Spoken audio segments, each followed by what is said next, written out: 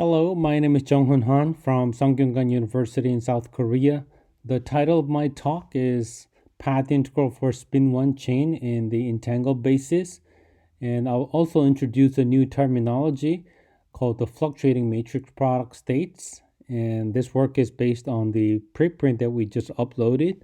And here is the reference number. So the path integral was introduced by Feynman in the early 40s as an alternative formulation of quantum mechanics.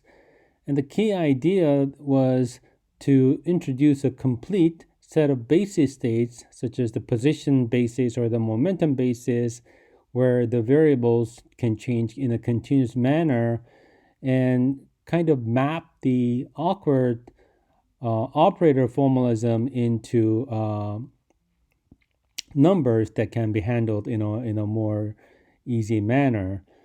And the other nice thing about the path integral is that the classical or Newtonian path emerges naturally as the saddle point of the quantum action.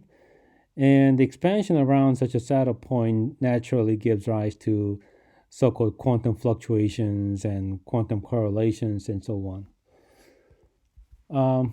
The idea can be applied to the study of spin systems by using the basis known as the coherent state basis, and which is a way to map a spin operator onto a unit vector residing on the block sphere. So using such a coherent state basis, the spin operators become a unit vector on this sphere, and the action acquires an additional term that we nowadays call the Berry phase. So the formulation can be naturally extended to many spin systems because one simply has to introduce the coherent state at every site and take a direct product.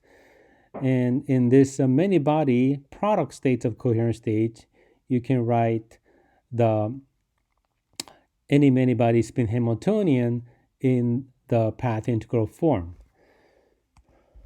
And what Haldane accomplished in the early 80s was to use this coherent state formulation to argue on the basis of the action that he derived that there has to exist a critical difference between half-integer spin chain and the integer spin chain. And the essence of the integer spin chain is, of course, revealed in a more crisp manner in the toy model constructed by Affleck, Kennedy, Leib, Tasaki. And for those of you familiar with the AKLT physics, this little diagram should be more or less self-explanatory. So the essential lesson that we took away from these investigations was the fact that the ground state of the spin-1 chain is a very good example of an entangled ground state.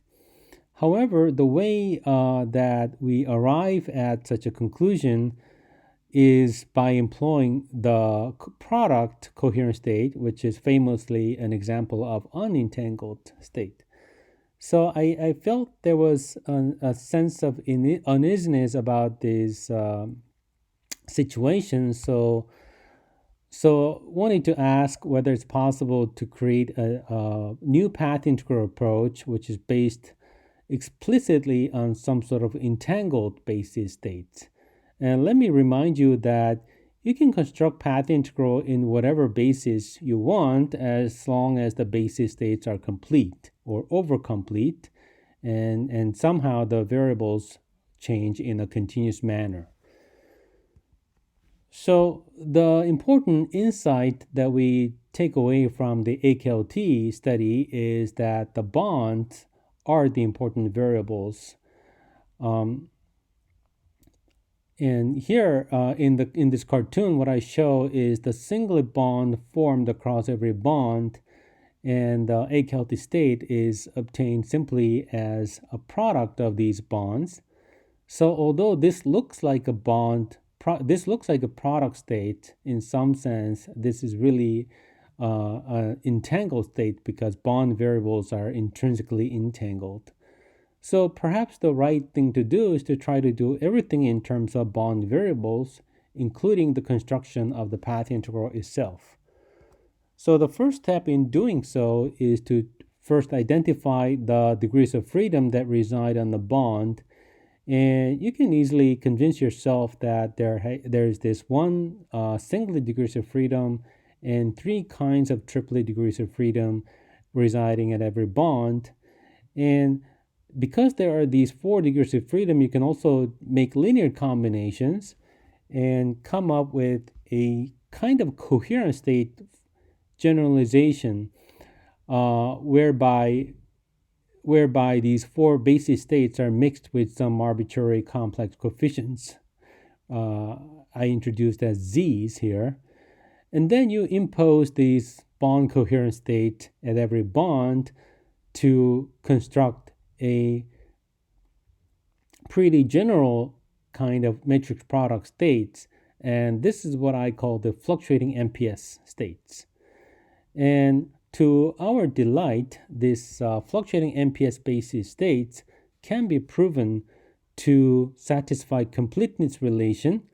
And that implies that we can use this N, the MPS, the fluctuating MPS state, to construct the path integral.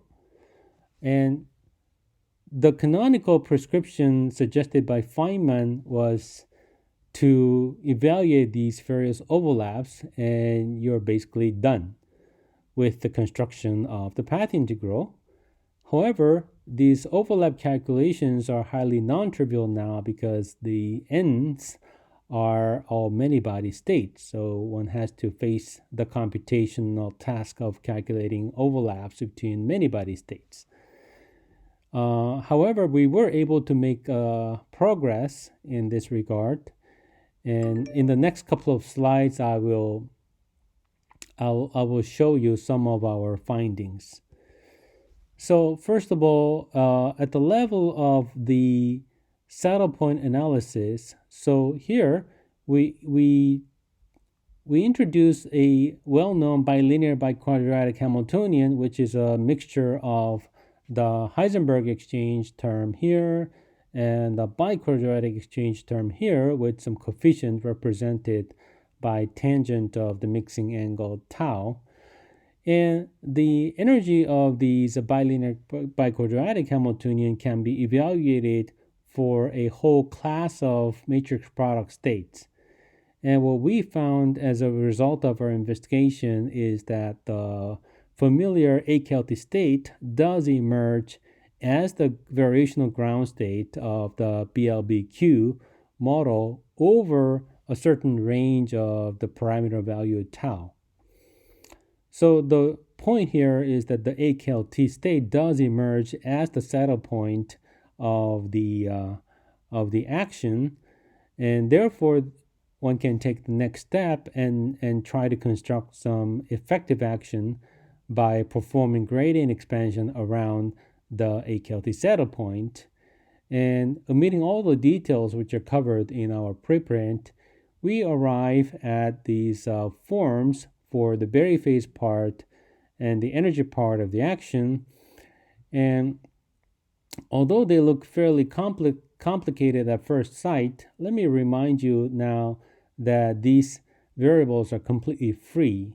So unlike the nonlinear sigma model, which is the more familiar formulation of the spin action, here my variables are not suffering from any sort of constraints. So this is nothing but a free quadratic action which you can diagonalize immediately. And the consequence of such diagonalization is shown as this pretty nice dispersion formula which captures the low energy excitations of the model. And what we discovered to our delight was that this dispersion matches exactly with the well-known single mode approximation results for the A-Kelty model when the mixing angle coincides with the angle that gives rise to the A-Kelty Hamiltonian. However, this formula is more general than that, in that you can expect this formula to work for a whole range of these mixing angle tau. And shown here is a number of dispersion plots for different values of this mixing angle. Okay, so in summary, we were able to carve out a new way to write down the path integral of the spin-1 model using a new kind of basis state that we call the fluctuating MPS, or fMPS for short. And the saddle point of our action nicely coincide with the well-known AKLT state, and small fluctuations around such a state is captured in terms of a basically free quadratic theory that does not suffer from any nonlinear constraints. And the dispersion relation we get as a result for the effective action matches very well with the known single mode approximation results for the low energy excitations. So thank you.